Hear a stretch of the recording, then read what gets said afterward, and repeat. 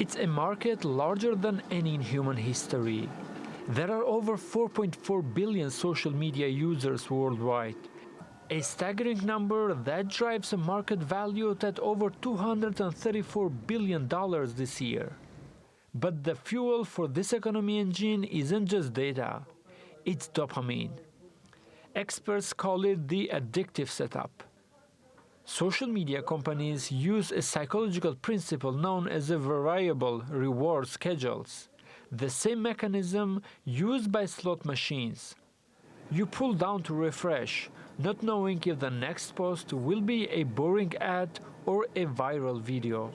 That uncertainty triggers a dopamine spike in the brain's reward center, creating a loop that is nearly impossible for the developing brain to break.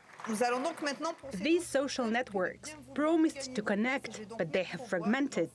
They promised to inform, but they have overwhelmed. They promised to entertain, but they have confined. It seems to me that we could and should unite behind a simple yet essential fight to refuse to allow childhood to become a market and our youth to become the playground of algorithms. Now that frontier has moved into the courtroom.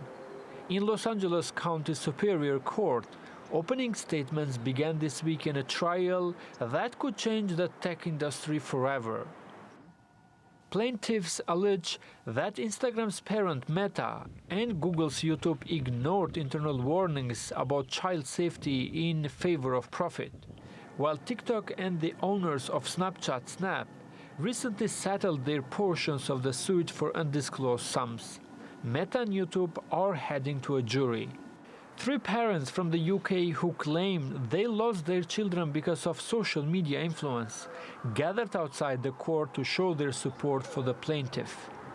It's the first trial of its kind. You know, if we can start proving that social media companies are responsible for their faulty product and their addictive algorithms, then we can start forcing social media companies to change.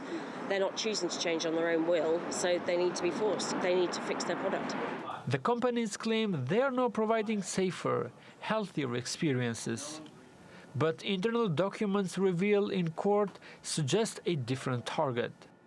Project Mist, a meta-study, reportedly showed the company knew exactly how many teens felt addicted to their apps. If the jury finds these companies liable, the 2026 legal landscape could force a total redesign of the internet as we know it, moving away from attention economy towards a model that prioritizes the user over the hit. Abdulvehab Ejupi, TRT World.